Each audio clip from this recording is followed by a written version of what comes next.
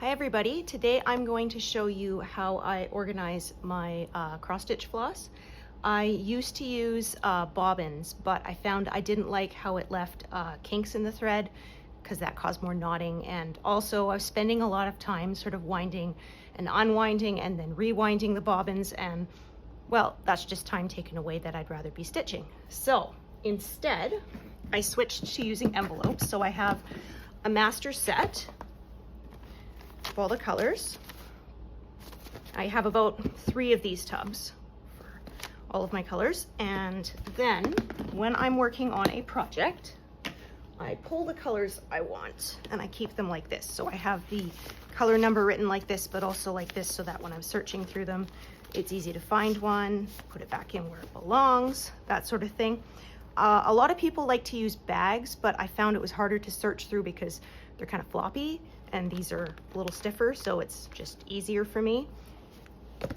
So that's what I do for that. And then when I'm working on a section, I keep my threads in this little working tray here. So I kept the bobbins just to give me a marker for what the color number is, but I don't wind the thread on them anymore.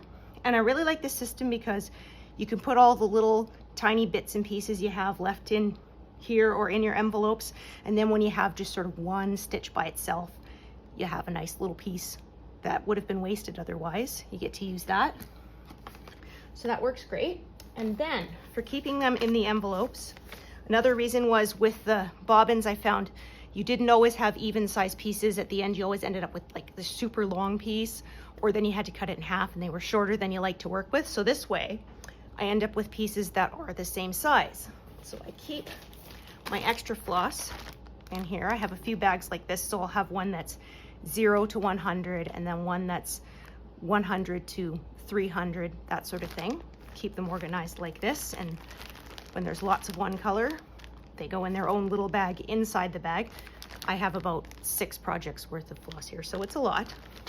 So anyway, yesterday while I was stitching, I used up all of this color, so I pull this bag and I go looking for that color, which I think is this one here.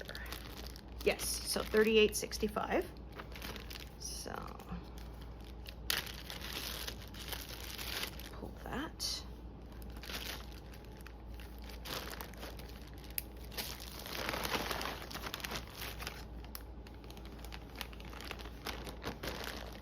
And then I have this cardboard in here because I put them standing up in a box, and that makes it easier to pull them in and out without them sort of collapsing and squishing all over the place, which is a big pain.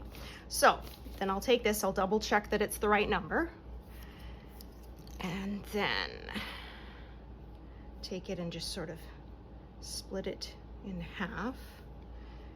And rarely does this tangle. I've had it tangle a couple of times, but most of the time it's fine. So I just take it and I set one end aside and just unwind it.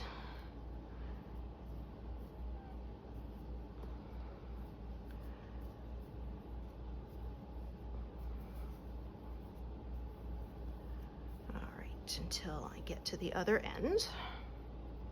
So then I take those ends and line them up. So then this is folded in half. So, and then folded in half again. So now there's 4 pieces.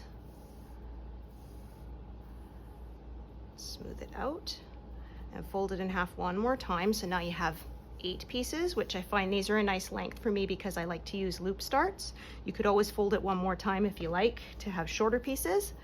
And then we just cut the loops and you're left with 8 equal pieces. And just fold those up, put them in the envelope, and it's easy to pull when you want a new piece. I just unfold this, grab one of these like this and just tease it out. Doesn't tangle, and then just put it back in the envelope and then stick it back in your system, and it's all there waiting for you when you need a new piece. All right, thanks for watching everybody.